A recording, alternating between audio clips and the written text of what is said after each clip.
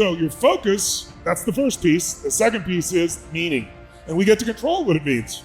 See, if you think it's the end of a relationship, will you behave the same way as if you think it's the beginning of a relationship? Because those meanings are producing the emotions, and the emotions are making the third decision for you. What action are you going to take?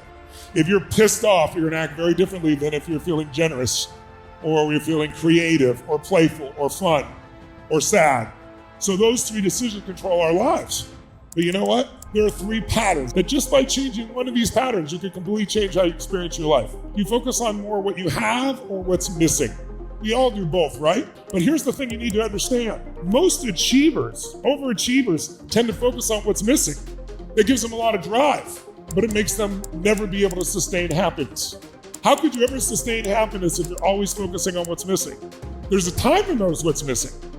But if you do it all the time, you're like the hamster on the wheel. It doesn't matter how much you achieve, you're never fulfilled. So it's really important for us to get crystal clear on the pattern of how we focus. How would you feel, no matter what's going on in your life, if those are your two patterns of focus? Do you tend to focus more on the past, the present, or the future? If you want an extraordinary quality of life, though, you have to be able to shift gears and notice what you do have.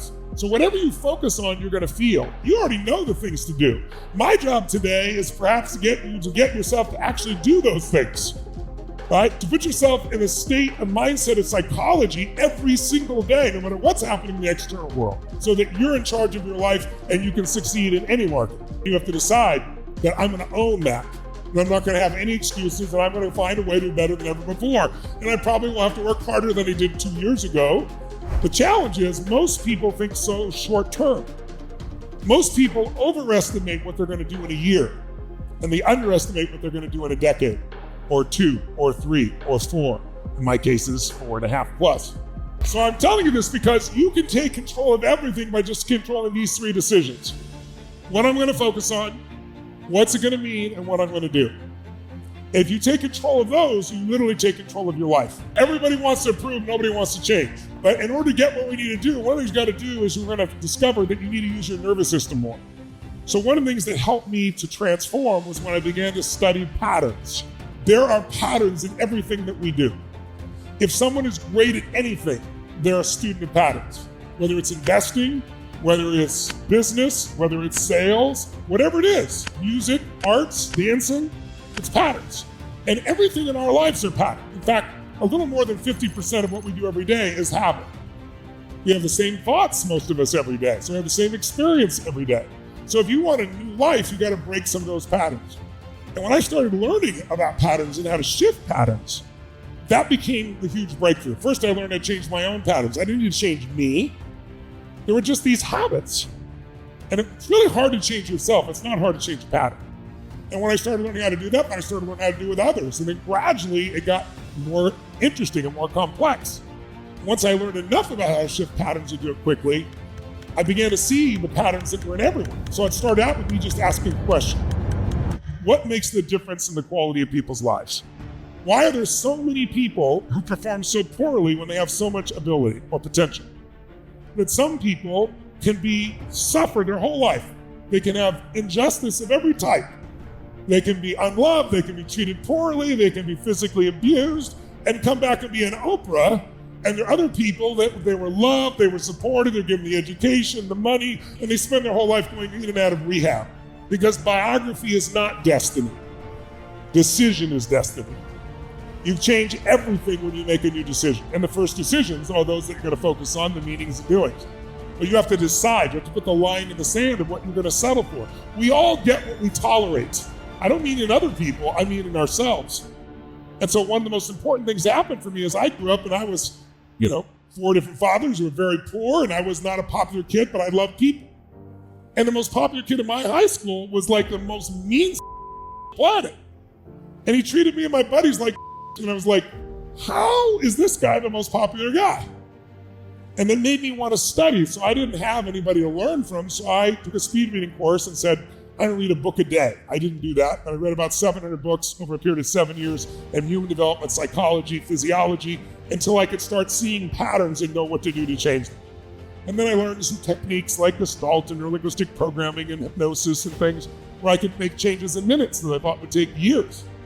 And then I started challenging psychiatrists and psychologists and saying, give me your worst patient, I'll handle them in an hour, not 7 years. And so now I train all those psychologists. But in the beginning, I was trying to prove myself to them and to myself probably more than anything else. There's a reason why we do what we do. And when you understand the reasons behind human behavior, you can influence it, which is your job, my job too. The number one principle to success in anything is the difference in your energy level. There is nothing that replaces it, as basic as it is. Low energy, low performance. High energy, high performance. So your emotional states are the most powerful thing in the world, and they're based on energy. If you change your energy, you'll change your relationship. If you change your energy, you'll change your business. So learning to shift your energy is the single most important thing in life. What are you going to be around when all hell's breaking loose and people are freaking out? When somebody go like, what do we do? I don't know, what do you think? Or no, somebody goes, move, I'll handle it.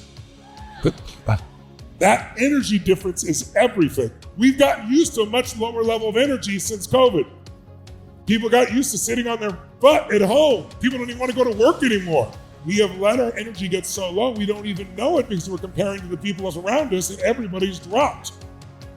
4 years of being cooped up, changed society, added a few pounds, shifted the way people think. And if you're going to be the best in the world, you have to just shift back to better than pre-COVID. And then you'll crush everyone. It doesn't matter what the market is. But you got to have that kind of energy. If you can recognize patterns, you will not be fearful. Because you'll see this has happened before, and you'll be able to anticipate what's going to happen. Losers react. Leaders anticipate. Good times create weak people. In every country of the world, throughout history, good times create weak people. They don't mean to be weak, it's just they don't have to be strong. Good times create weak people. Weak people create bad times. Bad times create strong people. And strong people create great times.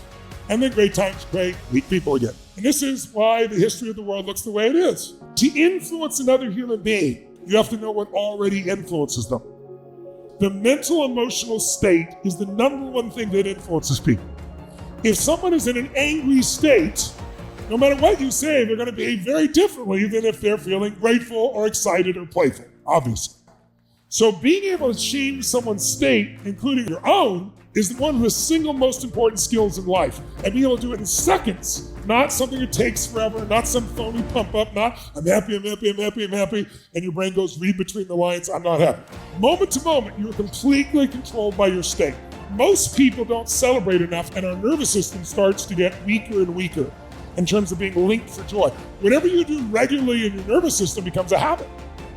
So if you're always trying to fit in or not be too happy or not too this or not too that, or you're just reacting to the environment, you're not priming your nervous system for your